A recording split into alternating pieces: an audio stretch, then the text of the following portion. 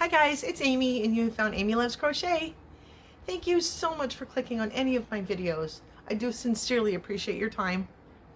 I've got a little follow-up to a video that I showed you where I made the drop in the pond blanket for with my mom's yarn, with the wind tuck yarn from so long ago. Oops, upside down, there we go. And so I had a whole bunch of it and I made a drop in the pond blanket. I wasn't quite finished with it when I showed it to you, but I did finish it now, so I thought I'd go ahead and follow up with it. So the pattern itself starts with the square in the center, and then she does 2 rounds here and 2 rounds here. I made it into 3 rounds on each side. So you've got the 3 waves that come out through here, these 3 arrowheads that come out through here. And then you've also got a round of 3 of those across the top. Those are 7 rounds of each. Starts with the green, 2 rows of the green, then 2 rows of the cream, and then 2 rows of this maroon, and then 1 more row of the green. So I included 1 more round of that when I was making my blanket. And then I wanted to stop on the white because I just wanted to. I wanted, it had a very dark feel with the green being on the outside. So when I came back around to the white, I thought that that was where I wanted to finish. So once you're done with your, again, you start in the center and you go out sideways, and then you do the other sides, and then there's a border that goes around the whole thing. So let me find my top. Here's my top. And here's where you can see that center section. The squares down here, and then you've got the rows that went along the side, and then, or you know, out from the center, I guess, and then lengthwise, whatever you want to say. And then this is how the top of it looks, that you go around all of it, another 7 rounds. And then, like I said, I stopped with a round of the white. Now it is a pointed end on each, you know, you've got the little chevron spikes or you know, points. So it is a pattern that's specific to its edging. Like, you know, you can make it into a square, but, you know, by joining different stitches between the peaks to square this off so that you could do, you know, like a square edged blanket. But I didn't want to do that. I like to leave the blanket as it was. And so I had some more yarn left and I didn't know what to do with it, but I did want to make something in conjunction to this, kind of keep all of Mom's yarn, the project all complete together, and all this extra yarn and stuff. So I made another thing, and then I still have some left over. So I'm still not sure what to do with this. I've got almost a skein of each of these. And then I've got the mile a minute strip that I just changed my mind on. And then I've got just a little bit of handful of scraps here. And I did just want to share, we've got, I had so many different label options. You know, when you get a pattern on a label, sometimes when you've got more than 1 skein of the yarn, you end up with different patterns. So that's what happened with these. I wanted to share with you the different patterns that are offered on the different labels. So we had this one that's kind of like a boxy kind of, let me open it up. It says free crochet instructions for combined neutrals Afghan on the back of the label. Skeins required, 6 off-white, 6 oatmeal, and 6 nutmeg. So I can, you know, there's a free pattern here for me to go back and check that out. And then they had one that's like for a doily tablecloth. I'm not sure why you would make that in such a cream color. Round tablecloth, skeins required, 10 off-white. Everything in the world is going to stain that off-white. Why would you do that? I don't know, but they had that on the label as well. And then his and hers sweaters. So those are like some really standard cable looking type sweaters. And it says free knit instructions for twin cable sweater on back label. Skeins required, either 7, 8, or 9, depending on the size that you did. And then here's another different one. She's got a hat and a scarf on. You can see the price tag there was at $1.39. $1.39 for a skein of yarn. Back in, this label was dated 1991, so that's interesting. And here you get the free knit instructions for baby cable scarf and hat. Skeins required for off-white.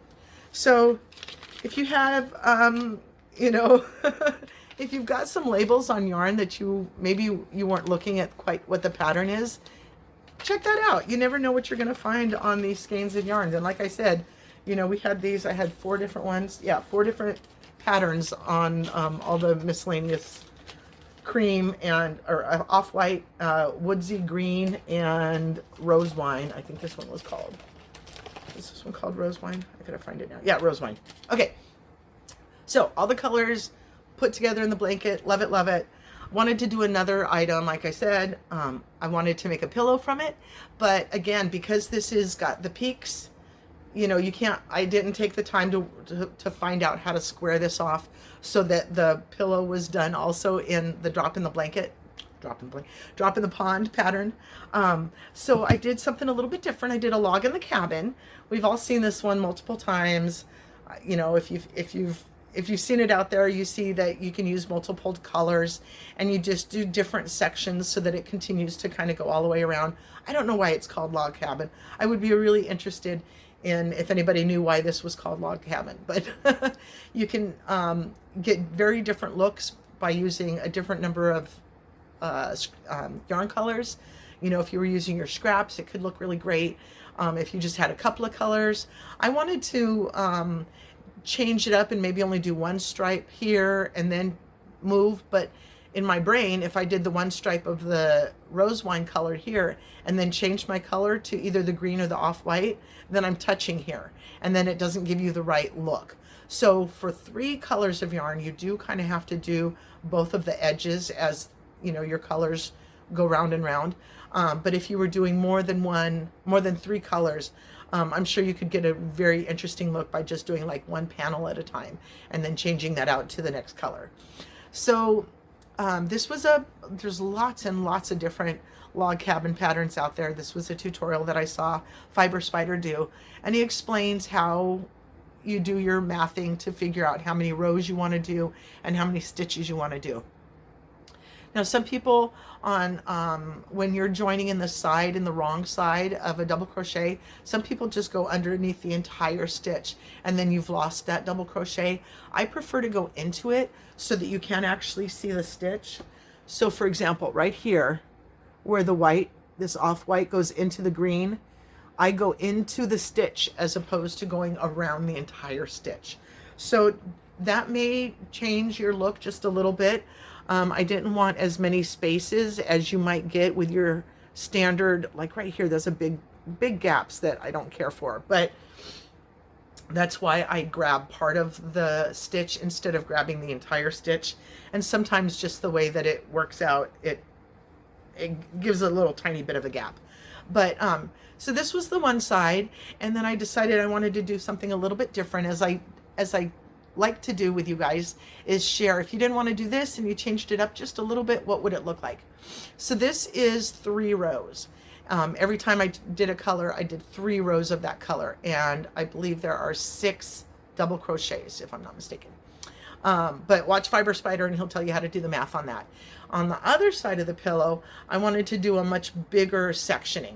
So if you didn't want a whole bunch of little tiny, or you know, smaller amounts of color and more color changes, and you wanted just bigger blocks and fewer colors, this is a different way to go. So I did 7 rows here, and he suggests you do an odd number, so that's what I did. So I did 7, 7, 7, and then here I just did enough to meet the edges. It did not, we're not going to go for another 7 because that math doesn't work out right. So I thought it was fun to have like a 2-sided pillow. It's not the same pattern as I would like to have done the drop in the pond, and someday maybe I'll figure out how to square off those edges so that I can make a matching pillow. But I thought that it was still a good use of the yarn, of Mom's yarn. You still have a pillow with a blanket kind of thing. So yeah, I really liked how that turned out. And it worked up really quickly. I think I did this in like a day. So I believe this is a 16-inch pillow. The other one that I used from Dina's Daisy purchase. So that's my my Windtech yarn. I've just got a little bit left of the white, but mostly some of these colors together. So I'll figure out what to do with that. I don't know if I'll get another pillow out of that or what I'm going to do. But I'll go ahead and insert the size of this one on the screen as well. I haven't measured it yet. I forgot to measure it. So that was what I have been working on this week. And then the other thing that I was working on, I told you I wanted to use up those scraps from my Karen Painterly, Cotton Painterly. It's a blend of cotton and acrylic yarns, and I had a whole bunch left over from after I've made a bunch of projects with this. But so what I did was, I had told you on a previous video I was going to work the scraps up into some washcloths, just thinking, you know, I've got a little bit scrappies, it's cotton, whatever.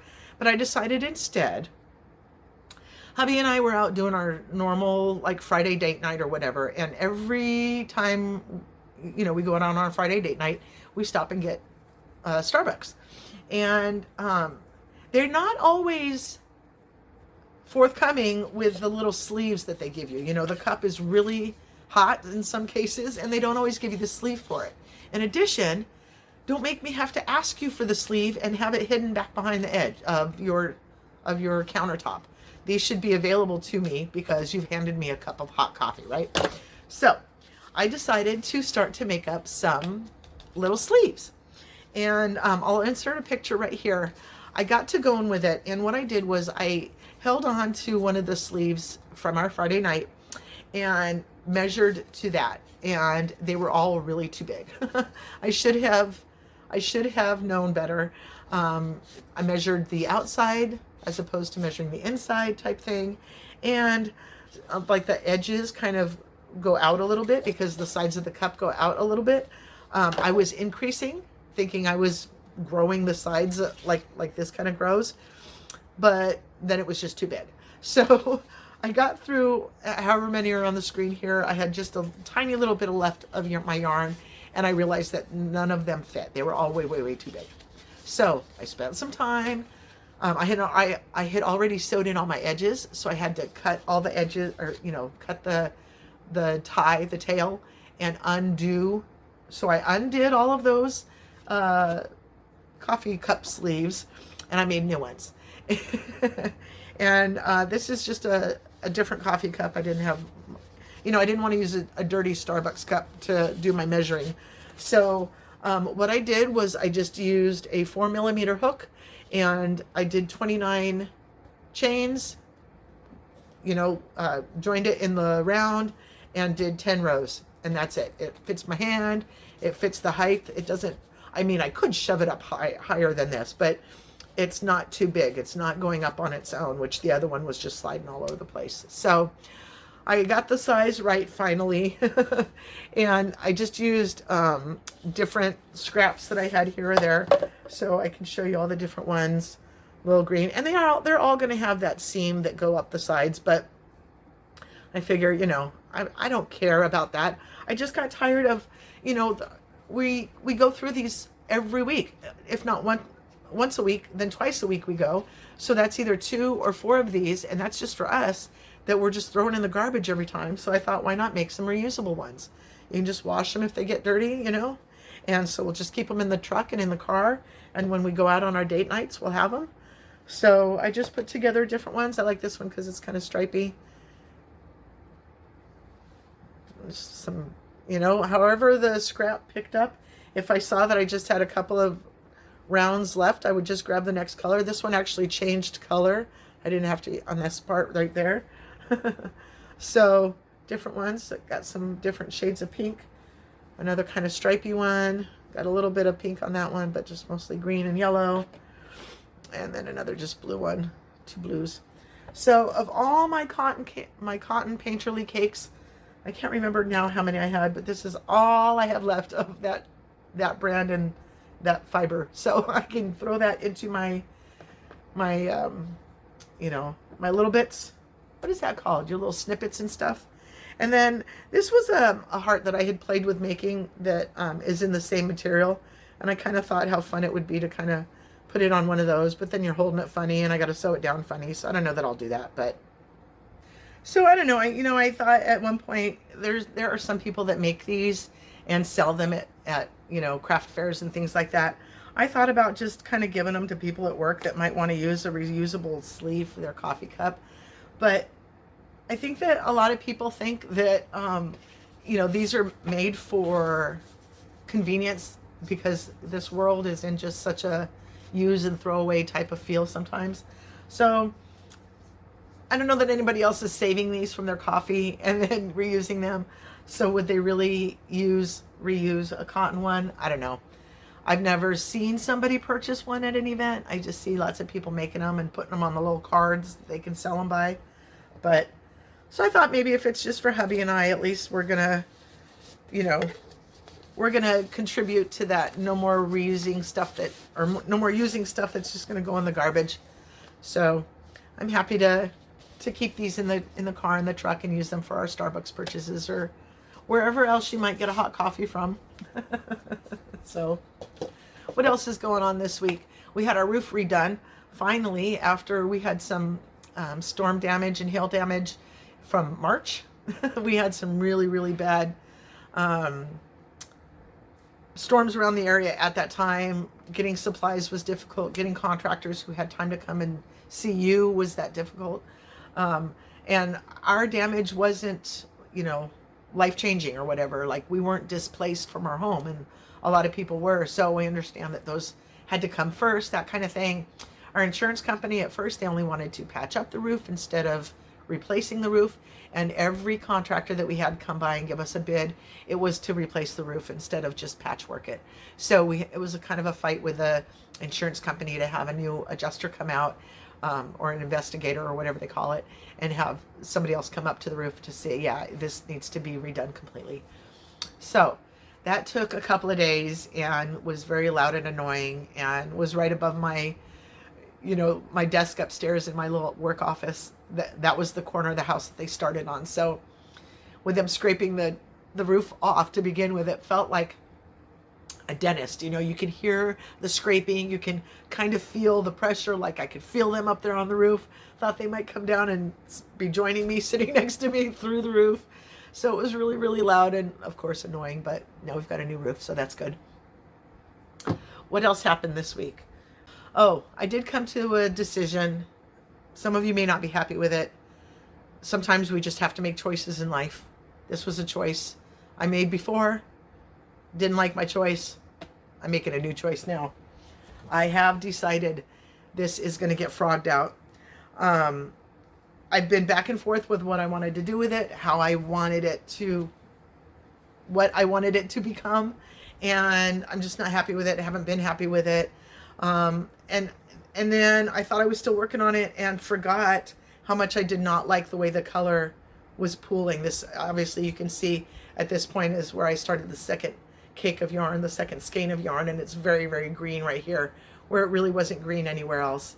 And the change in stitches from doing double crochets here to your little skip one, chain one, skip one windows down here, it changed up the pooling of the yarn, and I'm just not comfortable with it. I don't know that, you know, if I'm going to force it into being something that I don't want it to be, am I ever really going to be happy with it? So it was difficult to come to this decision, but I am going to frog it out. I have just attached the second cake, so there's only a few rounds here. I mean, so I'm going to have like a double cake. Like, it's all going to be wound up together. It's just going to be this giant cake. So this is a cotton yarn. I'll come up with something else that respects the colorway and has it play out in a joyful way for me, because I just wasn't liking it. And I thought that it would grow into something that I would like. And let's just be honest with ourselves and know when it's time to call it quits on something, right? It's sad. I've spent a lot of time on this, but that's okay. The yarn will turn out to be something that I enjoy much better in a different pattern. So if you're seeing this colorway and you can tell me what you think you'd like to make with it.